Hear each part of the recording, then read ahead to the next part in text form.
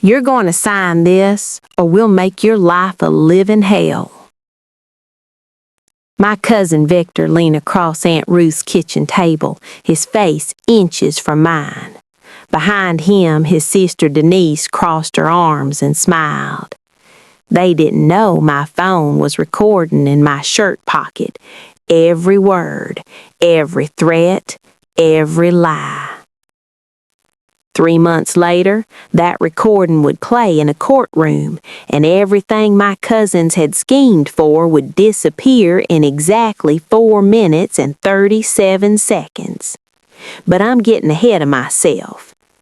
Let me tell you how my family tried to steal a dying woman's home and how I made sure the whole world heard what they really are. My name is Beverly. I'm 56 years old, and I was the only one who actually loved Aunt Ruth. Ruth Ann Cooper was my mother's older sister. She never married, never had children. She worked 35 years as a high school English teacher in Bowling Green, Kentucky, and she lived in the same little brick house on Chestnut Street since 1974. That house wasn't fancy. 3 bedrooms, 1 bathroom, a kitchen with yellow tiles she never updated. But it was paid off. And in 2024, a paid-off house in a growing neighborhood was worth something. $385,000, according to the real estate agent my cousins hired before Aunt Ruth was even cold. I'm getting ahead of myself again. Aunt Ruth helped raise me. After Daddy left when I was 7, Mama worked double shifts at the textile mill. I spent more afternoons at Aunt Ruth's house than my own. She taught me to read. She helped me with homework. She told me I was smart enough to do anything I wanted. When I graduated high school, she cried. When I got my nursing degree, she threw me a party. When my marriage fell apart in 2010, she let me live with her for 6 months until I got back on my feet. She was more than an aunt. She was my second mother. Pause. My cousins, Victor and Denise, were different. They were Uncle Harold's kids, Aunt Ruth's younger brother who died in 2015. After he passed, they barely acknowledged Ruth existed. Maybe a card at Christmas, a phone call on her birthday if they remembered. Victor lived in Louisville, 45 minutes away. Denise was in Lexington, about 2 hours, close enough to visit. They never did. Angry. But when Aunt Ruth got diagnosed with pancreatic cancer in January 2024, suddenly they were very interested in family. Pause. The diagnosis was terminal, stage 4. The doctors gave us 6 months, maybe less. I took a leave of absence from the hospital where I worked and moved into Aunt Ruth's house to care for her full time. I cooked her meals, I managed her medications, I held her hand during the bad nights. Pause. Victor showed up 2 weeks after the diagnosis. He walked through the front door without knocking, looked around the house like he was appraising it, and sat down at the kitchen table. Aunt Ruth, we need to talk about the future, he said, pulling out a folder of papers, about what happens to this house when you're gone. I watched Aunt Ruth's face tighten. She was dying, and he wanted to discuss real estate. I have a will, Victor, she said quietly. Everything is taken care of. I'm sure it is, but the conversation is over. Pause. He left angry that day, but he didn't give up. Denise came the following week. Same approach, different tactics. She brought flowers and casseroles, acting like the devoted niece. But every conversation circled back to the house. You know, Aunt Ruth, these old places are so much work. Have you thought about selling while you still can? We could help you move somewhere more comfortable. More comfortable. She had 3 months to live, and Denise wanted her to move. I'm dying in my own home, Aunt Ruth said firmly. The house goes to Beverly. It's in my will. I watched Denise's face freeze. Then she looked at me with pure venom. Pause. That's when the real campaign started. Over the next 2 months, Victor and Denise visited constantly, not to help, to manipulate. They whispered to Aunt Ruth when I left the room. They brought her documents to sign, claiming they were just paperwork. They told her I was trying to steal from her. Beverly's just here for the house. She don't really care about you. She's waiting for you to die, I heard Denise saying one afternoon. I wanted to storm in there and scream, but Aunt Ruth was fragile. The stress could have killed her faster. So I started recording. Pause.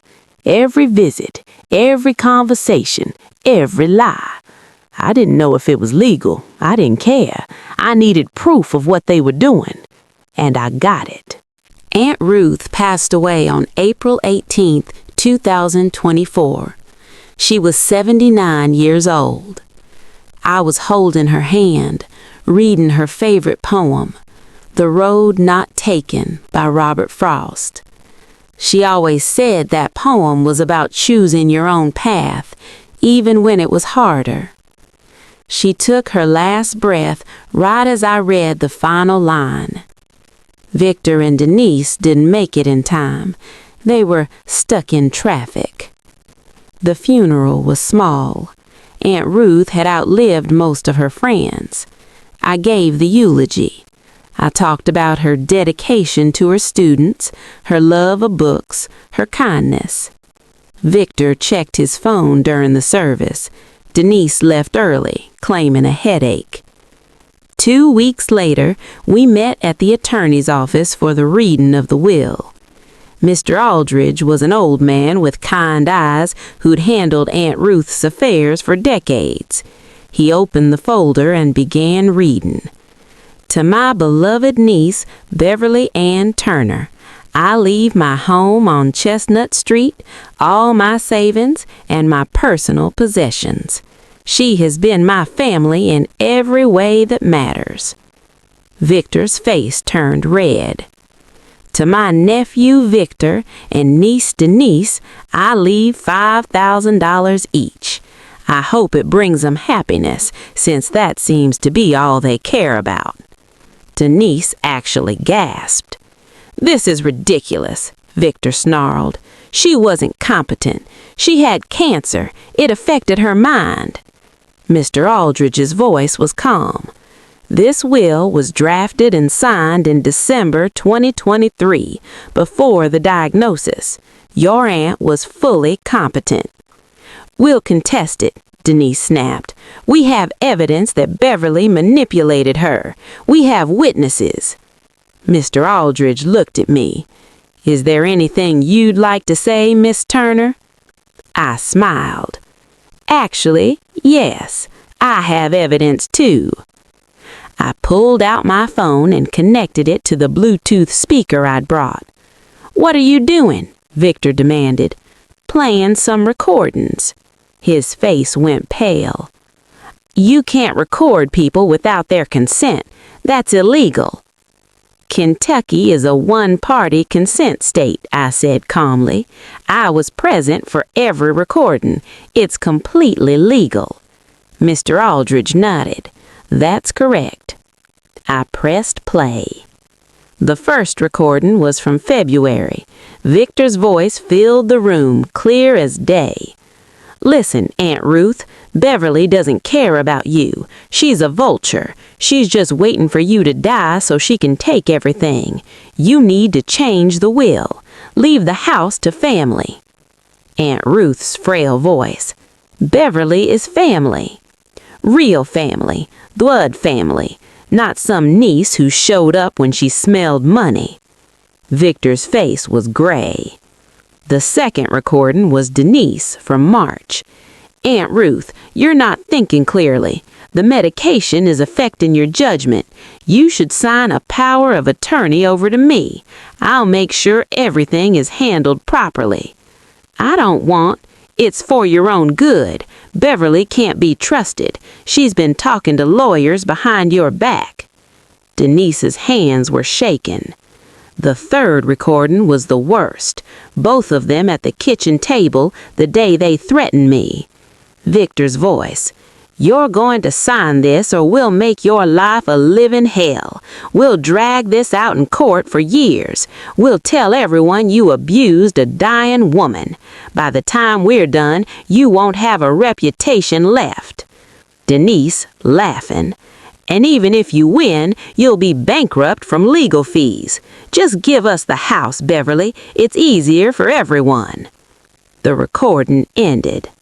The room was completely silent. Mr. Aldridge removed his glasses and rubbed his eyes. Well, that's quite clear. Victor tried to recover. Those recordings are out of context. They're threatening a beneficiary to surrender her inheritance. That's not out of context. That's coercion and possibly criminal. I had more recordings, hours of them. Every lie they told Aunt Ruth, every attempt to get her to sign documents, every time they called me a vulture, a gold digger, a manipulator. I gave copies to Mr. Aldridge and to my attorney and to the district attorney's office. Victor and Denise's contest of the will never made it to trial. Their own attorney dropped them after hearing the recordings. The second attorney they hired advised them to withdraw the contest immediately. "You have no case," he apparently told them, "and if those recordings go public, you'll have much bigger problems." They withdrew the contest, but that wasn't the end. The district attorney opened an investigation into elder abuse. The recordings showed clear evidence of psychological manipulation of a terminally ill woman. Witness tampering, coercion. It took 8 months, but in December 2024, Victor was charged with attempted fraud and elder abuse. Denise was charged as an accomplice. Victor pleaded guilty to avoid trial, 18 months probation, 300 hours of community service, and a permanent restraining order keeping him away from me. Denise fought the charges. She claimed she was just following her brother's lead. The jury didn't believe her.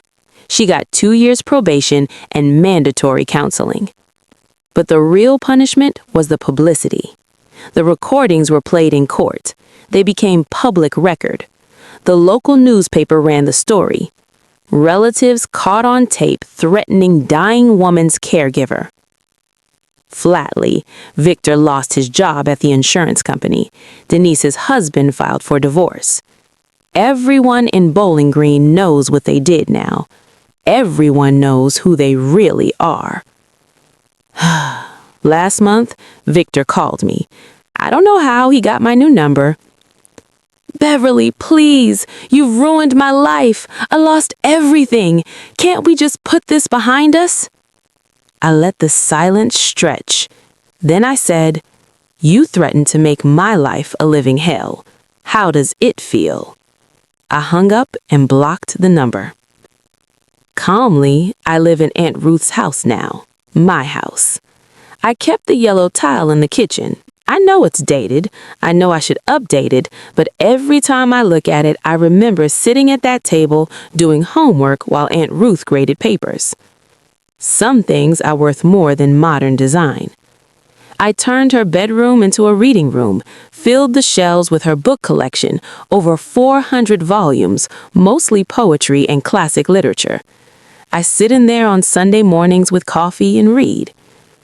I think she'd like that.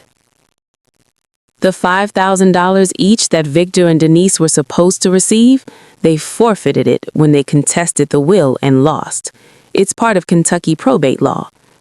I donated that $10,000 to the high school where Aunt Ruth taught for 35 years. They used it to start a scholarship in her name for students who want to become teachers. The first recipient was a young woman from a single-parent home, just like me. I still have all the recordings, backed up in 3 places. My attorney has copies. They're my insurance policy. But I don't listen to them anymore. I don't need to. Last week, I was cleaning out Aunt Ruth's desk and found a letter she'd written but never sent. It was dated 2 weeks before she died. Dear Beverly, I know what Victor and Denise have been doing. I'm not as confused as they think. I've seen how you look at me, with love, not calculation. I've seen how they look at the house. I made my choice years ago, and I've never regretted it. You were the daughter I never had. Thank you for staying with me. Thank you for loving me. And thank you for fighting for what's right, even when it was hard. I love you, sweetheart. Always. Aunt Ruth. She knew. She always knew. My cousins thought they were smarter than everyone else. They thought they could bully and lie and threaten their way to an inheritance. They didn't count on a 56-year-old nurse with a smartphone and nothing to lose. Coldly, they laughed at me behind closed doors. They called me names. They said I'd never win. But I had 47 recordings, 4 hours and 14 minutes of their own voices. And in the end, their own words destroyed them. Calmly, Aunt Ruth always told me that words matter, that what you say reveals who you are. She was right. She was always right.